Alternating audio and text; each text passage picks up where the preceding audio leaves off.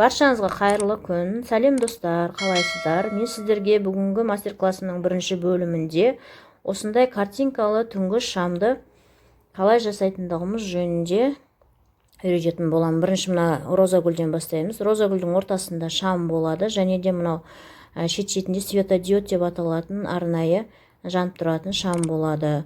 Бұл түнде қалай жанады десеңіздер, қазір мен сіздерге қосып көрсетейін. Міне қараңыздар. Өте керемет, өте тамаша, әрі жарық болып тұратын, бөлмеңізге сан беріп тұратын осындай картинкалы шамды тіпті тапсырысқа да жасасаңыздар да болады. Қараңыздар, мына жерде мен ең бастысы осындай изолоннан арнайы мынандай шаблондар дайындап алдым. Және де маған керегі рамка. Осындай рамканы қандай түрін алам десеңіздер де өздеріңіз білесіздер. Жуанын немесе жіңішкесін, жалпағын немесе деген сияқты өздеріңіз қалауларыңызға қарай. Ал енді мына жерде мен бұны қалай қостым. Міне қараңыздар, өзіне арнайы осындай сатылатын шнуры болады. Мына вилкасымен қосылған. Мына жерде жағып өшіретін осындай включателі болады. Енді мына жерде біз ең бірінші жұмысымызды бастамас бұрын сіздерге қысқаша айтып кетейін. Менің бұл каналымның басты мақсаты үйде отырған қыз-келіншектерде осындай дүниелерді тапсырысқа жасап, табысқа шығуларына болады. Яғни біз тек қана изолонмен ғана емес, басқа да түрлі материалдармен, түрлі жаңағы идеялармен, түрлі бағыттағы мастер-класстарды сіздерге тегін үйрететін боламын. Сіздер де менімен бірге осы каналда болыңыздар. Енді қараңыздар, міне мен сіздерге изолон материалын қалай жуып тазалау керектігі жайында қысқаша мәлімет берейін.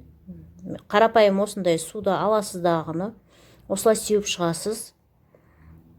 Бұл еш қауіпсіз, еш зиянсыз. Осындай құрғақ шүпірекпен аласыздағыны ақырындап сүрте бастайсыз. Өстіп сүріп тазалап тастайсыз. Мына фоамираны қараңыздар, сүрткен кезде бұның бетінде жылтырағы болғандықтан бұл кішкене жабысқақ болып келеді. Бұны сүртудің аса қажеті жоқ. Бұны тек қана сулап қана қоясыз. Ал изолонды осылай сүрте берулеріңізге болады. Мына еш қауіпсіз, еш зиянсыз. Изолонды бұлай осылай мұжысақ та, ол ешқандай өзгеріске түспейді. Өз қалпын сақтап тұра береді. Өте керемет, тамаша, ыңғайлы материал. Ал бастаймыз. Мына жерде біз плафон. Бізге қажетті материал әрине изолон. Мен мына жерде изолонның осындай ашық розовый түсін алдым. Өздеріңізге ыңғайлы, өздеріңіз қалаған түстерін ала беріңіздер сіздерде.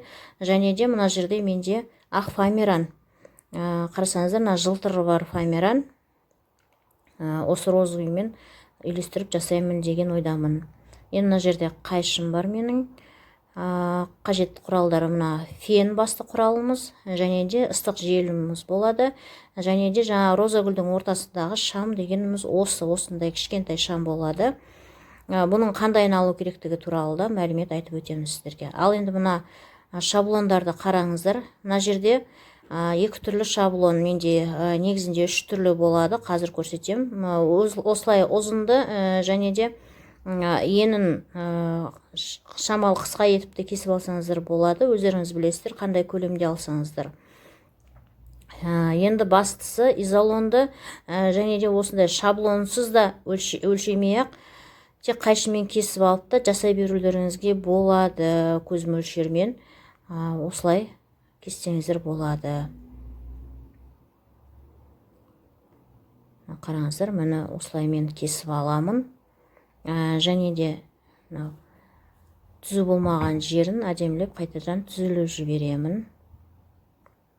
Мына қараңыздар, осы кез келген көлемде осындай өздеріңіз кесіп ала берсеңіздер болады. Енді жұмысымызды бастаймыз. Бірінші біз осындай шаблондарды аламыздағыны изолонға өлшеп кесіп аламыз. Яғни біз бұны ручкамен кеспейміз. Өткенде алдыңғы бөлімде айттым. Міне осындай шпажкамен кесетін боламыз. Өйткені бізде шпажка ешқандай із қалдырмайды. Шпажкамен кескен дұрысырақ. Шпажкамен осылай сызып дайындап аламыз. Қатты батырып сызып дайындап аламыз осылай. және де фоамиранды да өстіп керек шаблонымызды қойып алып бастырып аламыз. Фоамираның арт жақтағы ішкі жақ бөлімінен бастап сызамыз, өйткені алдыңғы бет жақ бөлімінде жылтырағы болғандықтан оны біз сыза алмаймыз. Міне қараңыздар, міне осылай дайындап алдық шаблондарымызды. Енді бізге қанша штук керек, яғни қанша саны керек, қазір мен сіздерге жазып көрсететін боламын. Және де осы екі түрін үйлестіретін боламыз, яғни екі түсті фоамиранды үйлестіреміз. Міне бірінші осылай шаблондар дайындап аламыз.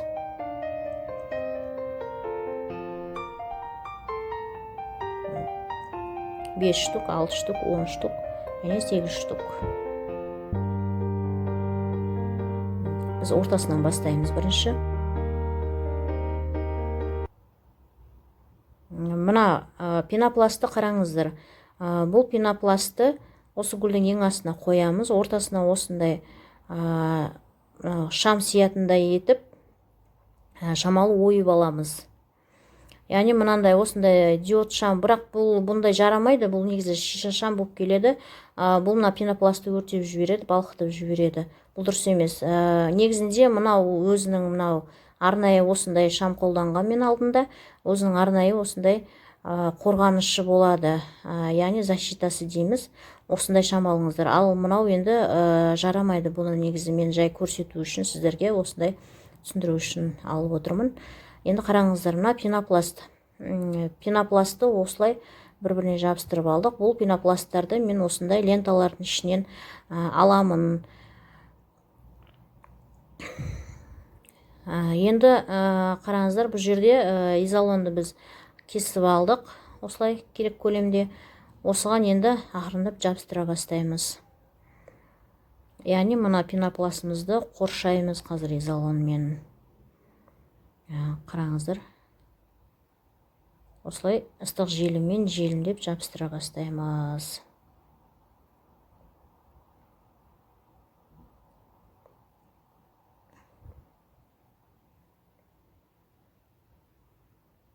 Қараңыздар, мына үстіп тартып тұрып жабыстырып аламыз. Дағында оның бас жағын бекітетін боламыз жақсылап.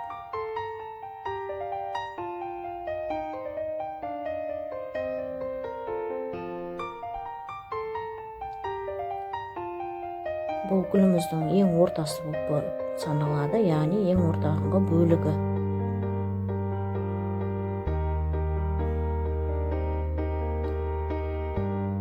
Артық жерін қайшымен қырқып алып тастаймыз, керек емес жерін.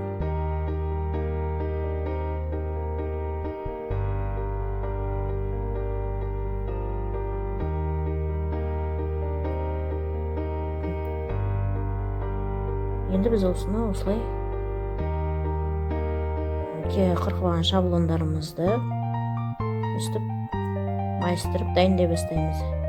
Яғни бізге керек көлемде өзіміз осылай ыстық фенге ақырын қыздыра отырып, майыстырып, ақырын формасын жасай бастаймыз. Фенге қатты тақамаңыздар, өйткені бұл өте қатты қызатын фен.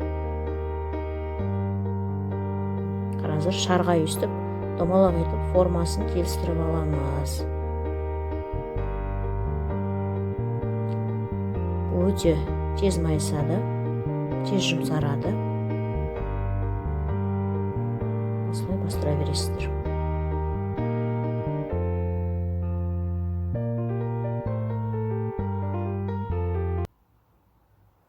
Ал енді қараңыздар, мен мына жерде мынау розовый изолонымды, яғни гүлімнің шетін шамалы басқа түсте бояп өзгерткім келіп тұр. Мен бұл жерде қызыл қарындашты алдым. Енді осымен шетін бояй бастаймыз.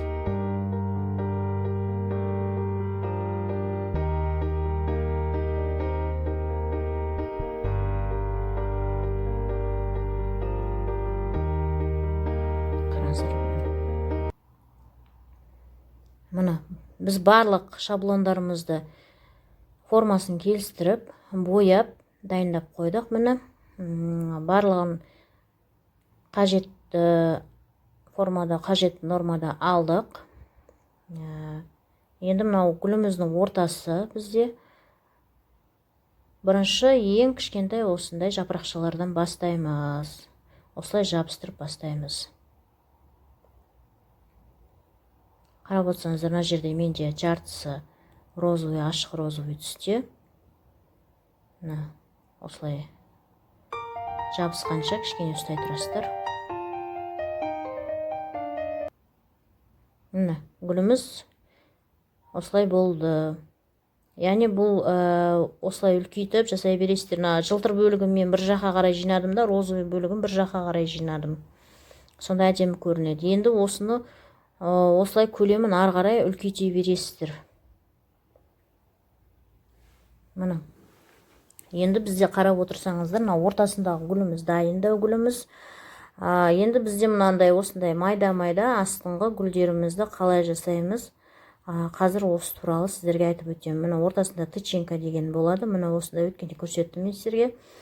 Осы тычинкаларымызды ортасына салып отырып, осындай қарапайым оңай жасалынатын гүлдер дайындаймыз. Мына қарасаңыздар, мына гүлдің шеттері сәл боялған. Мына жерде ортасында осындай сабағы болады. Жіңішке жапырақтары бар. Және де мына картинканың өзінде әдемі көрінеді. Мына гүлдің үлкен жапырағы, яғни бұл изолоннан жасалынған. Қараңыздар, мына. Осы картинканы енді ортасындағы майда гүлдерін жасау үшін бізге ең алдымен осындай шаблондар дайындайтын боламыз. Яғни біз қағазға бірінші кез келген гүлді естіп сызып аламыз.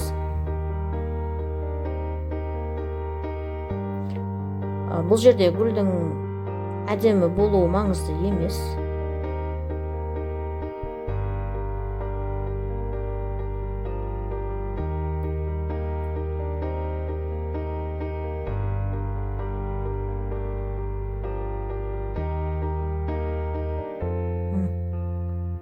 Шет-шеттерін бояп алдым.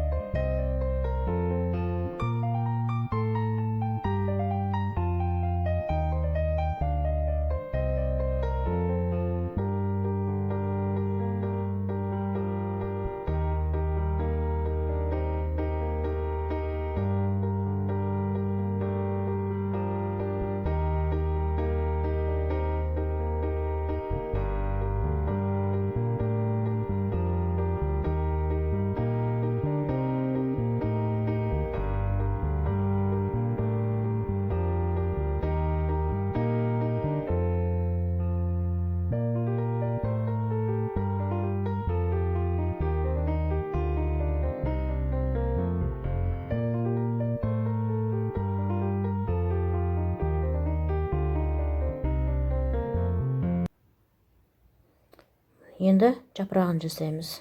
Яғни бірінші сабағын дайындап алайық. Сабағына осындай темірді екі қабаттайсыздар дағында. Лентамен орайсыздар. Менде тейп лента, арнайы клеевой лента. Сіздерге кез келген лентамен орай берсеңіздер болады. Бірақ клей жағып отырып орайсыздар. Ал менде арнайы клейі бар лента. Мына жерде жапырағын жасайтын боламыз осылай. Қырқып дайындап аласыздар. Ортасына клеймен өстіп жабыстыра саласыздар. Біздің жіңішке гүліміз дайын, кішкентай майда гүлдеріміз. Енді мына рамка қараңыздар, мен мына жерде осы рамканы 30-да 40 сантиметрлігін алдым. Рамкам сәл жіңішкелеу болып келеді менікі.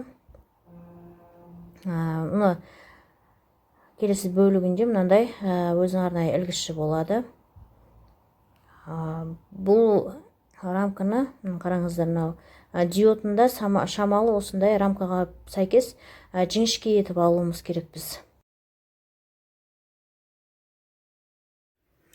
Осымен бүгінгі картинкалы түнгі шам мастер-классымыздың бірінші бөлімі аяқталды. Егер де сұрақтарыңыз болып жатса, астында комментарий бөліміне қалдыра кетіңіздер, мен міндетті түрде жауап беремін. Және де келесі бөлімде осы картинканы барлығымыз бірге отырып жасайтын боламыз. Яғни гүлдерін қалай құрастыру керек екен, шамдарын қалай орнату керек екендігін мен сіздерге толығымен көрсетіп айтатын боламын. Менімен бірге болыңыздар, мен сіздермен қоштаспаймын. Келесі бөлімде кездесеміз.